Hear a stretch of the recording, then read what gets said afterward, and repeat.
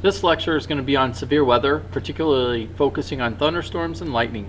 You should be able to understand the atmospheric conditions that produce thunderstorms, T-storms, well, as I'll reference them, and lightning.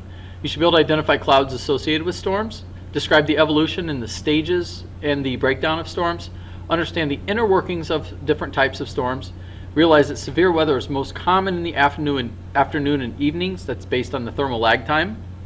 And lastly, lightning causes thunder. And most lightning, 90+%, does not strike the ground. It ends up in clouds. Thunderstorms are characteristically featured by these tremendously large cumulonimbus clouds, sometimes identified as this anvil shape, and they're building vertically. You can see this one here is a very gnarly looking, just a scary looking cloud building over here.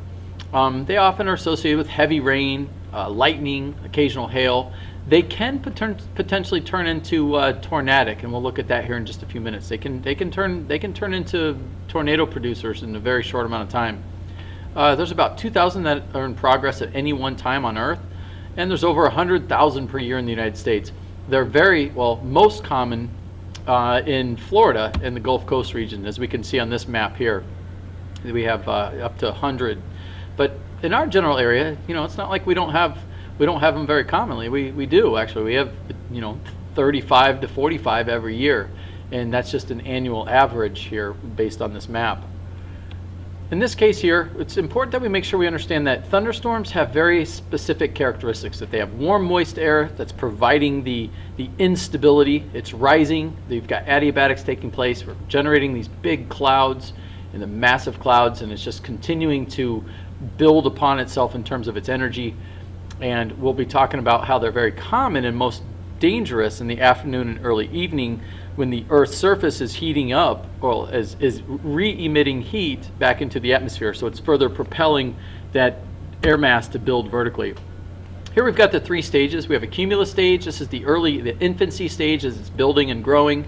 Here's a mature stage. We'll look at this a little bit more in the next slide. We've got air rising, we've got air sinking. This is where we get some craziness taking place. We couldn't generate a vortex. I'll discuss further in a few moments.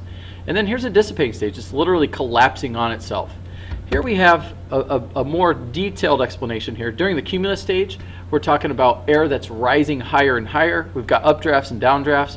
This is the precursor to the mature stage. The mature stage is the active stage. This is where dangerous conditions take place. We've got gusty winds, lightning, hail, heavy precipitation, and we literally begin this upflow and downdraft that can potentially turn tornadic, and that's the important part. It doesn't always take place, but in this extreme cases, a mature stage is where the craziness ensues. And then finally, letter C here, the picture is the dissipating stage. This is the final phase. Since the storm was born, it actually goes through a life cycle and does eventually die. And this is where the cloud here is falling on itself. It's just kind of a light dosage of rain, and it's in the later stages of the storm evolution itself. Lightning is a micro mesoscale. It's really just an example of electrostatics, and here's just some cool pictures to look at. Different pictures that have been taken at different locations. We're talking about rising and sinking air masses. They build up charges just like when we rub our feet on the carpet. Charges separate at different locations in the clouds. When the charges build up enough, grounding takes place. Step leaders reach out, connect a positive to a negative, and this then generates a super tremendous amount of plasma or heat that superheats and charges any object that comes into contact with.